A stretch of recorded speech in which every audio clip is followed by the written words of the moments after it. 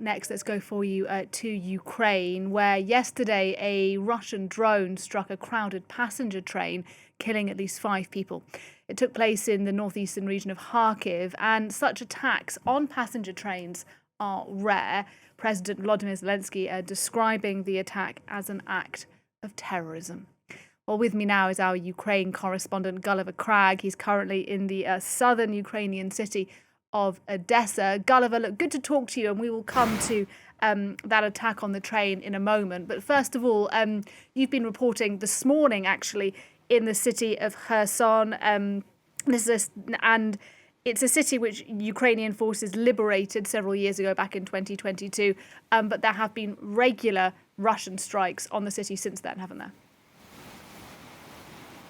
Yes, Kherson is located on the northern side of the Dnieper River, and the Russians are basically just on the other side of the river. It's very wide, it's sort of near where it gets to the sea, but they're very close indeed, absolutely within range of FPV drones, which routinely, this has been widely reported, target civilians in the city of Kherson. And there's also, residents told me, daily artillery shelling, and certainly as soon as we got off the train, pretty much we heard the sound of artillery. Multiple rocket launch systems known as Grad here targeted the very centre of Kherson. We went there a little bit later, and it was a bank that had been pretty much, significant damage, let's say. There'd been a fire. Amazingly, there were no casualties there, but we heard more explosions while we were there. As you can imagine, I didn't want to stick around for too long. I later heard that there was an attack on a hospital and 2 medical workers there were killed. I think it's absolutely possible that we'll hear more news of casualties in Kherson later today, because I certainly heard a lot of explosions. Residents told me that it was a particularly bad day because the Russians said got more active due to the weather. After several days of cloudy, misty and very cold weather, today it was actually quite warm and sunny in Kherson, which also provided an opportunity for Ukrainian teams that are repairing defences, repairing, for example, the fishing nets and other kinds of nets that have been put over many of the roads in the city to protect people from drone attacks. They were out doing their repairs, and people there said, well, that's one reason why the Russians are out as well. Everybody's kind of out and about today because the sun had come out, but they said that it wasn't that untypical, that there are explosions every single day. Amazingly, thousands of people continue to live in Kherson. They told me that you get used to it and you feel like you learn how to keep yourself safe by knowing which streets the drones are able to fly down and which not, because it depends on where the signal blocking works and so on. All sorts of complicated ways that people think that they can keep themselves a little bit safe, but obviously they know that they can never be fully safe, and there are regularly reports of civilian casualties in Kherson.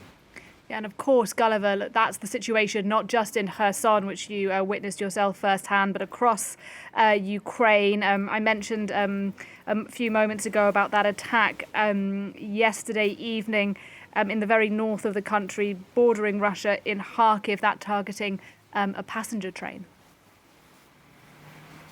Yes, I mean, it's worse in Kherson, but it is everywhere. There are attacks and people cannot feel completely safe.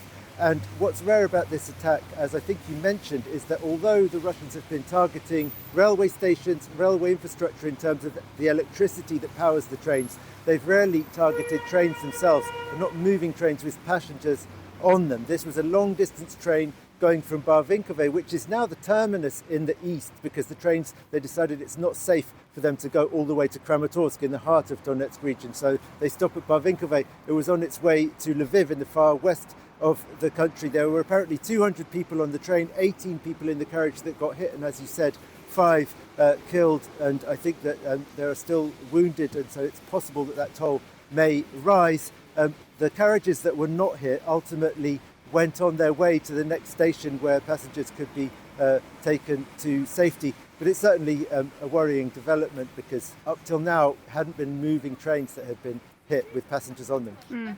And Gulliver, look, these attacks you're telling us about, both the ones in Kharkiv and where you've been this morning in Kherson, do remind us, don't they, of the kind of the scale of the human losses in Ukraine since the full-scale Russian invasion began. And there is a new report that speaks to that. It's talking about nearly 2 million troops, this is, both Russian and Ukrainian troops, killed, injured or missing in the past 4 years.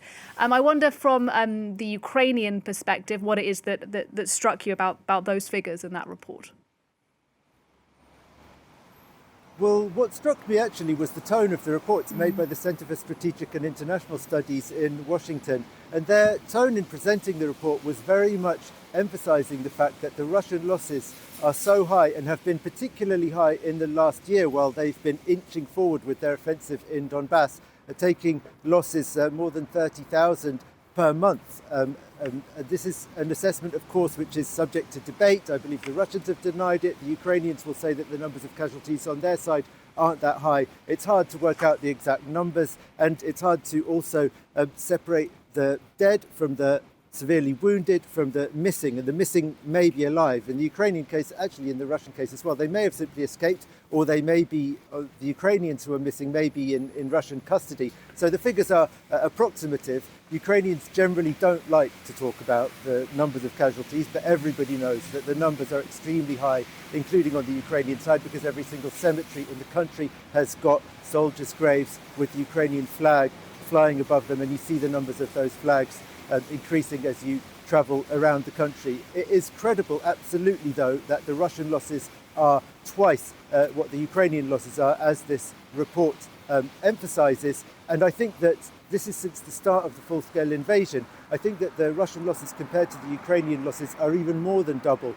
over the past year or so, because of the tactics that the Russians have been employing, sending men in very small groups on motorcycles, actually even sometimes on horseback, into areas where they can be very easily picked out by the Ukrainian drones. And also for the sake of their propaganda, for the sake of saying that they've taken a certain town, they've repeatedly been seen sending troops into the town where they're absolutely exposed to Ukrainian drone attacks, but they're just there long enough to say, look, we're here, and that goes out on Russian television, and then they get killed.